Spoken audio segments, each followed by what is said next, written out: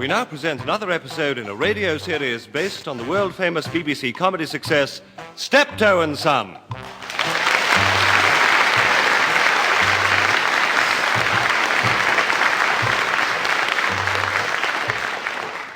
With Wilfred Bramble as Albert. He'll never make a good rag and bone man. He ain't got no sense of mission. Sitting there all day on my air cushion like the Lord Mayor's coachman. Yeah.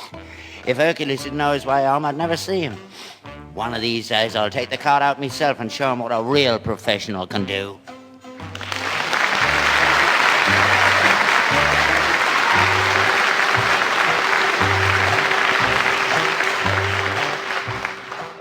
And with Harry H. Corbett as Harold. Eragbo! Eragbo! I'll smooth my throat. By the parting of the ways, it has got to come. One good, clean stroke of the sword. Swift and sure, no regrets. I've got to spread my wings and take off.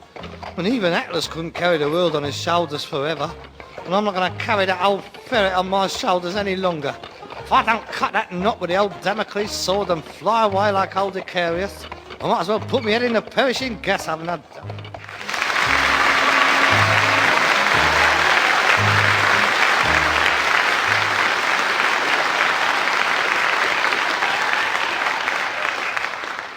This week, the Diploma.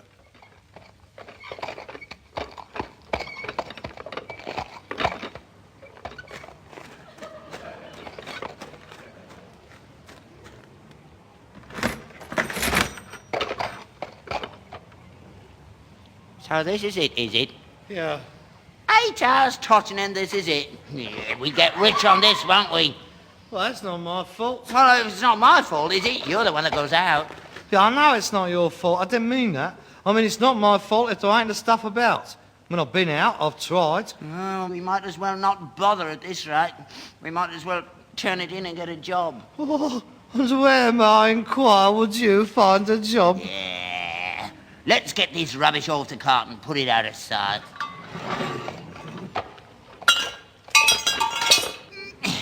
How much do you think we're going to get for this lot? Now, look, if you want a row, let's have one here and now, because I'm in the mood for it, I'll tell you. Don't think I enjoy flogging my guts out all day long for a saucepan and a couple of yards of pipe. Flogging your guts out. Sitting in a cave all day, more like. Drinking tea with your mates. Putting tanners in the machines. That's what you've been doing. Is that what you think I've been doing? Stuck in a calf? Is that what you think? Now, I'll ask you a simple question. Has it been raining today, or hasn't it? Yeah, of course it's been raining. Right, feel my coat then. Go on, feel it. It's wet.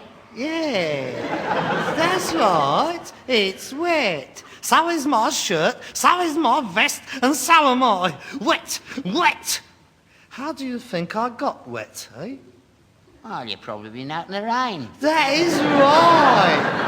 I have been out in the rain. I've been out in that blasted rain all day long. I've been in a cafe for half an hour to have me dinner. That's when it stopped raining. It stopped when I went in, and it started again when I come out. 198 roads I've been down today. 198. Bawling me lungs out, ringing the bell, shouting the odds. I can't do no more, Dad. Look, if they don't want to give me their rags, I can't force them. What do you want me to do? Break the doors down and tear the clothes off of them? Well, you must be going wrong somewhere. I mean, it's getting worse. Every day you come back with less than the day before. Well, you can't go on like this. It's you. They don't like the look of you. They're frightened to open the door to you. Young married women around here, in the house all alone. They're not going to open the doors to a scruff like you. All this violence going about now. You want to have a shave more often. Smarten yourself up. Yes, all right then. I'll put a top hat on if you like. And a monocle and a nice pair of white gloves. How's that? You think they'll open the door then, do you? Oh, pray, do not be frightened. It is Harold Steptoe. The totting toff. We'll have a little coat of arms on the side of the cart, shall we? By appointment, rag and bowmen to Her Majesty the Queen. Do you think that'll bring them out? Yeah, don't make excuses. It's you. You don't know your trade. If you did, you'd bring home more than this. What's the use of a pot with holes in it? Don't kick it over the wall. That is aluminium, that is. Look, if this was the war, they'd be glad of that. They'd make a V-bomber out of that. Oh, very funny. You roll in here with an empty cot and expect me to laugh? Well, I don't think it's funny. Well, I think it's funny. Oh, look at us. Have a good look at us. It's pathetic. Trying to scratch a living off other people's rubbish. We're like a couple of fleas round a dustbin, we are. There's a good living to be made out of other people's rubbish if you go the right way about it. It's you. You ain't never seen me come in without a full cart. Well, I ain't never seen you go out with a cart yet. Look, Dad, why don't you face up to the facts? This is a dying trade. What are you talking about? I tell you, it's a dying trade. You see, Dad, what you don't realise is that the future of the rag and bone business is dependent on the overall condition of the economy of the country as a whole. Eh? You didn't realise that, did you? I mean, you don't read the Financial Times, do you? What's that got to do with it? Well, you've got to know what it's all about, Dad. You've got to keep abreast of current events. You don't know what's going on in the world, do you? Who don't? You don't. Yes, I do. No, you don't. What do you know about the common market? Well, it ain't round here. I know all the markets around here. It's nowhere near here, I can tell you that. Oh, you ignorant old man. Oh, it makes you want to weep straight, it does. It's in the papers every day. Look, they might want to ask you to vote as whether we join or not. What's the good of them asking you? And you think it's a row of stalls up an alleyway somewhere. Well, what is it then, if you're so clever? I'll tell you what it is. The common market is Europe, all getting together and flogging things to each other. Oh, to do that now. That bloke with the onions comes round every week. Oh. Yeah, but this is different. You mark my words. The common market is going to make a big difference to the totting business. How? Well, they can come and go as they like. You wait till they build this tunnel under the channel. That's what you got to worry about. All them foreign rag and bone men, a great queue of horses and carts stretching under a channel, pouring out at Dover, stripping the country of its junk. I thought you said there was no junk about. Yeah, well, there ain't much. But what there is should be kept for us. British junk for the British, that's what I say. Ah, it might be a good thing at that. If they come over here, we can go over there. Go over there? With that rotten horse we got? You're joking. He's just about knackered by the time we get to the gate. Oh, mate, we're in the wrong business. Oh, this game's just about played out. Oh, there's no future in it for a small firm like us. All the trouble we go to for a few quid, I could earn more in a factory. This firm was started by my dad in 1894, and he worked it till the day he died, and I'm going to work it till the day I die. Well, you can work it as far as I'm concerned, Eddie. Look, I've got to get a wash and change. I've been working if you ain't. Look, son, things will get better. It's only a temporary slump. Oh, wait till the spring cleaning season starts. There'll be a load of junk slung out. We always do well at the spring cleaning. Oh, Dad, wake up. Things ain't gonna get no better. It's finished. It's like that bloke on the telly said. The bloke with the big ears. He said, when we go into the common market, it'll be the big firms that'll prosper, and the little firms will go to the wall. That's what he said. Little firms. And you can't get any littler than us. I think I ought to tell you, Dad. I'm handing in my notice. You can't hand in your notice. You're on the board of directors. All right, then I'm resigning. I don't care what you call it. I'm giving a month's notice. That'll give you time to flog this lot or get someone in to take my place. Now, leave me alone, please. I've got some work to do. What have you got there? A book. Where'd you get it? I bought it. Well, what do you want to go and buy a book for? You got lots of books. I wanted this one. I ain't got this one, have I? Well, what do you want it for? I want to read it. Yeah, I ain't read the others yet. Why don't you read them first? Because I want to know what is in this book, not what is in the other books. Oh. What do you want to know, then? What's so special about that book that You ain't got the other books. Look, go on, look for yourself. Don't keep asking me questions. Have a look for yourself. Here, wait a minute. I'll have to get me glasses. Hand me my box of specs. Oh, God. Here you are. No, these won't do. Let's try these. You don't half look funny through these. Spectacles are not supposed to make people look funny through, Dad. But why don't you get a pair of glasses of your own? Oh, these is all right. How can they be all right? They was made for somebody else. I can see good with these. Look, all eyes is different. You could see better if you had a pair of your own. No, whoever had these made had the same trouble as I've got. I mean, everybody would think there weren't no National Health Service. Wearing somebody else's glasses, it's bad for you. That's why they brought out the National Health Service, to stop that happening to poor old men like you. Nah, you wouldn't get a pair of glasses like these. Look at the frames. Real tortoises, you shall. Made for a toff, these were. My dad picked these up in 1923. Called it a big house, Big Toff's house. In Epsom it was. He'd just died. So my dad knocked on this door and he said, "Got any junk?" And the woman, all in black she was, she says, "Come in." And there he was, large as life, sitting up in bed, dead. It's all sitting round boozing, all the relations. Irish, I think they were. Anyway, they gave him a drink. So he said, "What about his clothes? That's a nice suit he's got on." They said, "You can have his glasses, he won't need them." So he whipped them off his face, gave him $50, had another drink, and left. Funny story, isn't it? It used to be. I don't know how you can wear them knowing where they come from. How can you wear them? What do you mean? They're a lovely pair of glasses, they are. Look at them frames. They don't make frames like these days. Look, it don't matter about the frames, Dad. It's the bits of glass. That's what you looks through. Don't make your eyes go worse, though, Bill. Well, I've got all them others. I'll use them if I do. Here's a strong pair. Look at them. Look at them. Look how lovely and thick the glass is on them. Look, you can hardly see through them. Come in handy, they will, when my eyes go a bit more. Oh, God, well, go on and ruin your eyes. I don't care. I can see all right if I hold the book close. Where are you going with my book? There's more light by the window. Oh, look, why not be truthful, Dad? You can't read a word of it through them glasses. So you...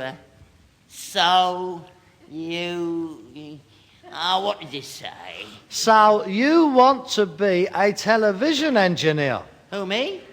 That is the title. Oh, yeah. What are you reading this for, then? Because I want to be a television engineer. Why? There's nothing wrong with our set. It's not for our set. I'm going to take it up. That's going to be my profession. You, a television engineer, you can't even turn the channels over.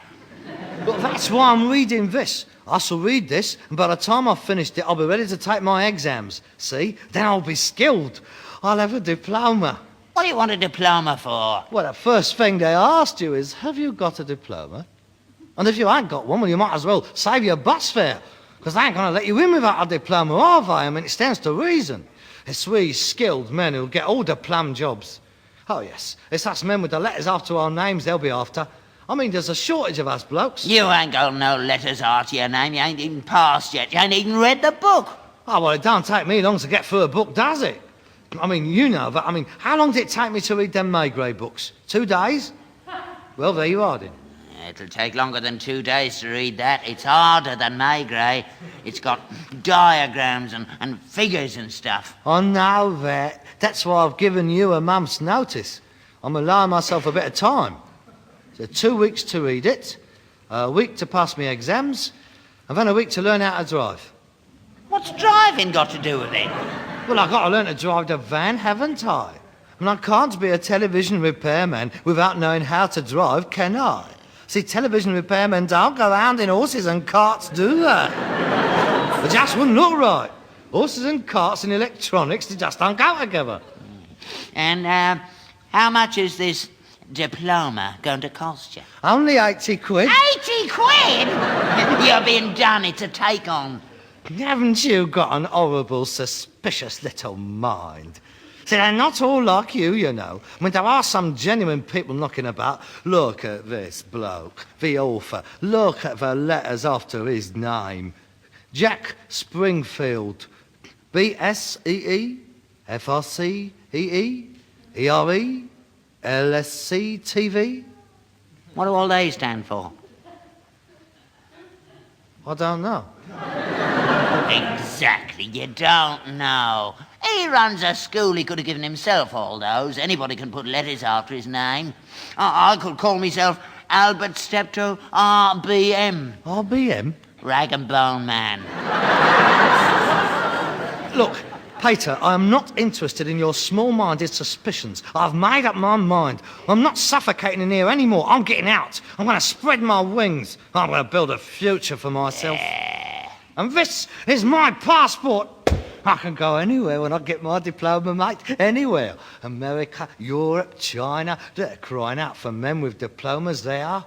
Yes, you see, Dad, we are the new elite. Skilled men. Oh, you can't stop progress, Dad. You've either got to go with it or be left behind. Now, if you don't mind... What about me? Who's going to help me run this business? Oh, I'll keep an eye open for you. I mean, there's plenty of unskilled labour knocking about. There's plenty of junk knocking about, but you can't find it. Oh, God, I wish I had a study. Now, let's see.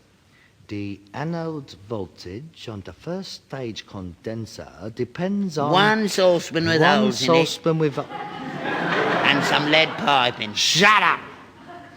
There's no point in wearing the holes out for that. You might as well go around with a carrier bag. Yes, Dad.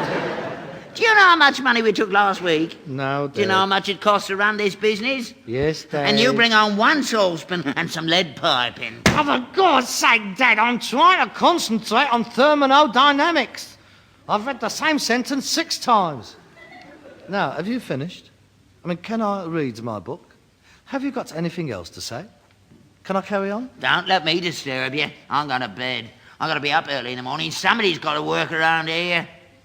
Television engineer. Peter, kindly do not breathe down my neck. It's very distracting. Here. You're on page 20. You only just sat down. You ain't read 20 pages while you sat there. I didn't say I had. Well, where have you been reading it then?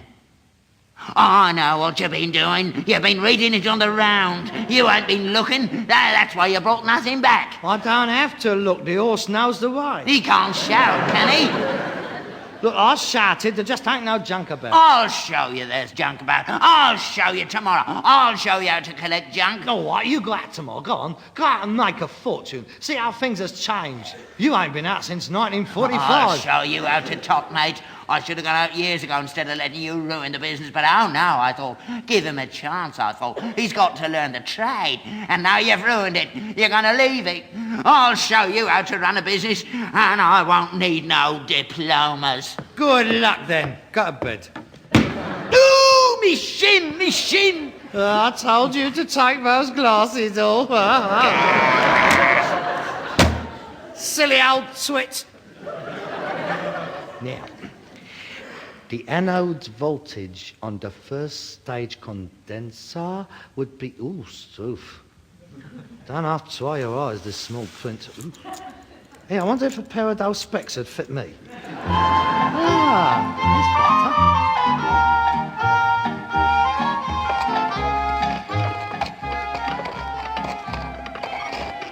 That's better.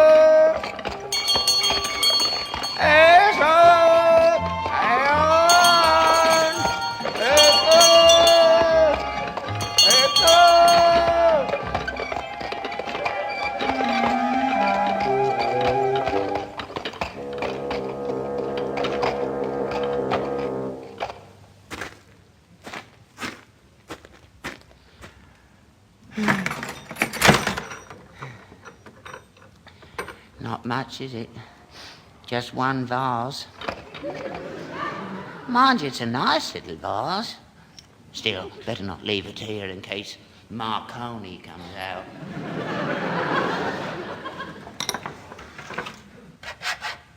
Now take the EHT transformer with the free-file margin of error, which should slide into the... Get in. Go on. Get in. Get in. Oh, for God's sake, where's the hammer? God, blimey. I suppose this must be the right blueprint. Oh, yes. Well, we better solder that on. Now, make sure that the soldering iron is plugged into the light socket properly. Yes, that's it. Right, let's get down to it then. Missed it.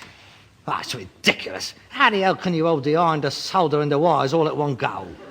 Blimey, you need 3 hands. It's going to be man against machine, is it? All right then. You...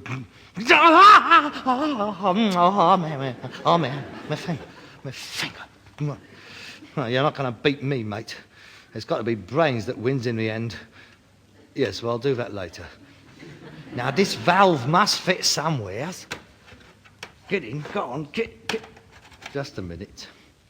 1, 2, 3, 4, 5 holes on the chassis. 1, 2, 3, 4, 5 prongs on the valve. 5 prongs and 5 holes. Well, why do you want to go in then? Get in. But you get in, will you? Hello, son. Oh, it's you. Oh, hello, Dad. How's it going? Oh, it's a piece of cake, really. I mean, it's no bother. It's just a question of knowing what you're doing, that is all. You reckon it'll work then? What? This? Oh, yes, this'll work all right. It's, coming easy to you then, is it, this television lark? Oh, yeah, well, there's nothing to it. It's like I said, it's knowing what you are doing. It's common sense, really. Yeah, let's have a look at that blueprint. Looks complicated, don't it?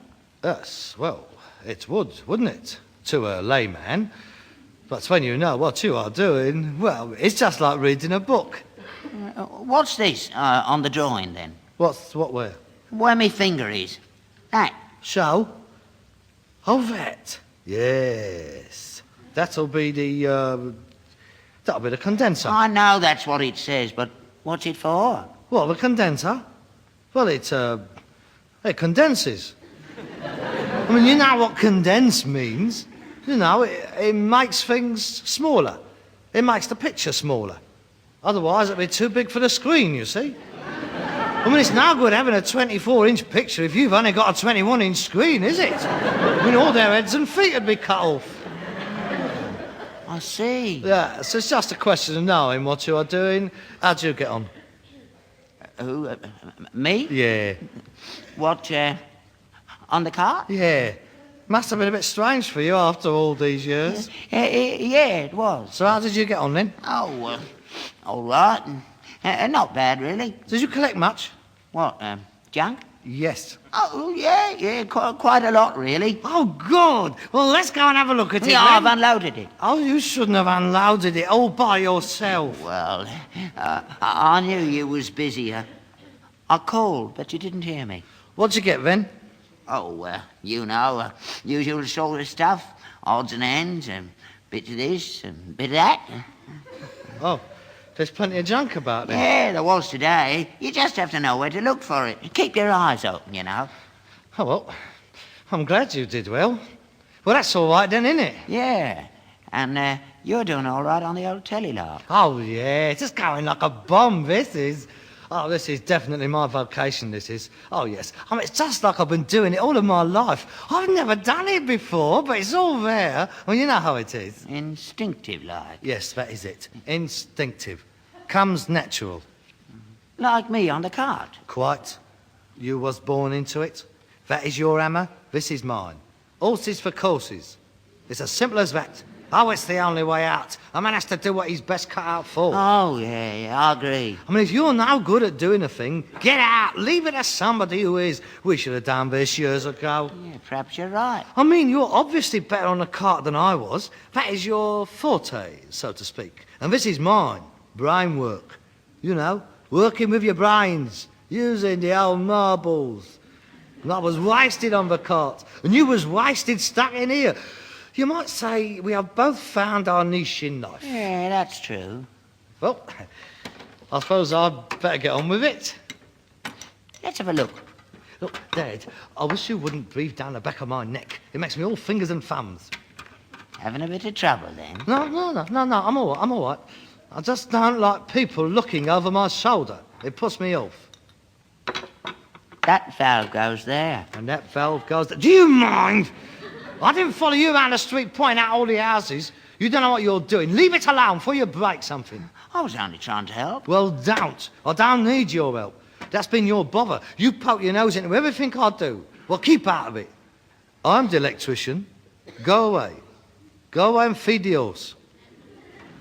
There you are. That's the place for the valve. Fits like a charm. That's where I told you to put it, you great pillock. That was a simple bit, that was. I mean, a child of 3 could have put that in. If you hadn't been gawping over my shoulder, I would have seen it. I put all this together, not you. Is it finished? Yeah, that's about it. My first one. Not bad, is it? Are you going to turn it on? No, Why not? I don't want to, that's why. You've got to test it, haven't you? See if it works. I don't have to test it. I know that it works. Why? Have you had it on then? No, Well, how do you know that it works then? because I've done it right. It must work. I mean, if you do a thing right, it's got to work, hasn't it? I mean, it stands to If reason. you tested it, you'd know for certain whether it works or not. Look, if you know what you are doing, you don't have to test it. I mean, they don't test every bomb they make, do they? I mean, they wouldn't have any left if they went and tested them all. Well, that ain't going to explode, is it? Of course it ain't. Well, then turn it on. I think you're frightened to turn it on. I think you're frightened it ain't going to go. No, I ain't frightened. I know what you're trying to do. You're trying to undermine my confidence. You want me to turn it on so that if it don't go, you can have a good laugh and destroy my confidence. What do you mean, if it don't go? Well, it might not go. Do you think it'll go or not? Of course it'll go. It's got to go. I've done everything they said. I've read the book. It's got to go. Well, you've got to turn it on sometime, haven't you? I don't have to if I don't want to. That's daft. Every television engineer I've ever heard of tested set when he's mended it. That's what they have test cards for. I can't understand you. All right, I'll turn it on. It's not going to work, is it? It must work. It's not going to, is it? Give it a chance. I mean, it's the first time it's ever been switched on. It's not used to it.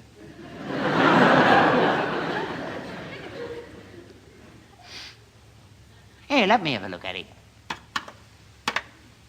Oh, well, no wonder it wouldn't work. You've done it all wrong. Oh, of course. Hey, that don't go there. And that don't go there either. Here, give me that soldering iron. I know where this will go if you... That's better. This is all right, isn't it? Here, let's have that blueprint again. Oh, yeah. Yeah, I see where you went wrong. I thought you said you knew something about it. I do know something. This wouldn't be a bad hobby, would it? While I'm waiting at home here for you to come back with the car. Hey, don't cancel that course. I'll take it over. I'll pay you for it. 40 quid. There's no use in wasting it. Shouldn't take me long to get me diploma. That goes there. Go on, break it. I don't care. Go on, break it. Interesting, isn't it? I'll have it going in no time. Now, let's try it.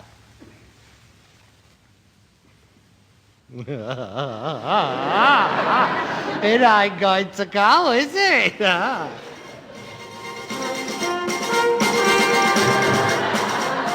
BBC One. And now here's the news. Will the human brain one day replace the computer? I'm going to feed the horse. A London ticket agent- Good reception, isn't it? The brightness control could do with a bit of adjusting. Hey, don't go, Harold. Learn how to speak Russian is on soon. You don't want to miss your favourite programme, do you? You big-headed twit! Coastal fog catches in Sussex. In north of England, it will be slightly colder than recent days.